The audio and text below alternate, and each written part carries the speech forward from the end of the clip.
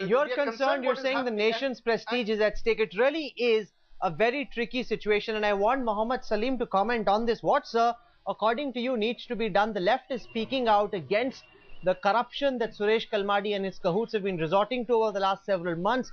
Do you believe this man should now be forced to step down? There are forged emails, there are serious allegations of corruption. Should this man be asked to go 60 days before the games?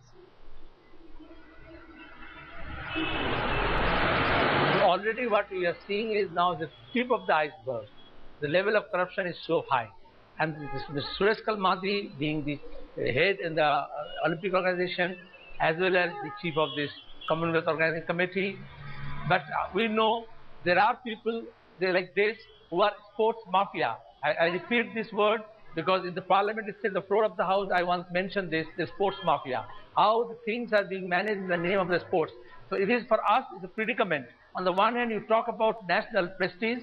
Of course, the country has to present itself before the whole Committee of Nations. And on the other hand, people are out to make money, give lurgis to their own close peoples and patronize them. So I think the government has to answer this, because government is allowing these type of people to spend people's money collected from the poorest of the poor. And they started with few hundred crores and now in thousands of crores being spent. You're saying the government needs to be held accountable. Mr. Akbar, I want your thoughts on this. It's one thing to put pressure on Suresh Kalmadi to step down, but the fact is the entire government has been allowing this to happen. So it can't be Mr. Kalmadi alone who's now made the fall guy. Rahul, before we get all serious, can I laugh a bit? The one thing that I have not been able to reconcile myself for is that how do you rent tissue paper? No, the tissue paper is being bought for 4,000 rupees. Because what do you do when it's soiled to give it back? I mean, when you talk of a reality having turned into a farce, I think we've reached that level. When even something as serious and deplorable about corruption has been taken outside the limits of imagination and turned into a joke upon the people. Now that's the sad part, that the joke is not that the money is coming out of some fat cat funds. It is not coming out of private donations. Absolutely. It is not coming out, you know, in America they make the Olympics pay for themselves and so on. It is coming out of your money and my money and the money of the people who today cannot buy dal. Right? And this is the real situation, that this is a tragedy. I mean, a joke which is actually... Do you believe he needs to go? Does Suresh Kalmadi need to go? This is a fight now between who's going to be the cat's paw, which I believe will be Jayapal Reddy, and who's going to be the scapegoat.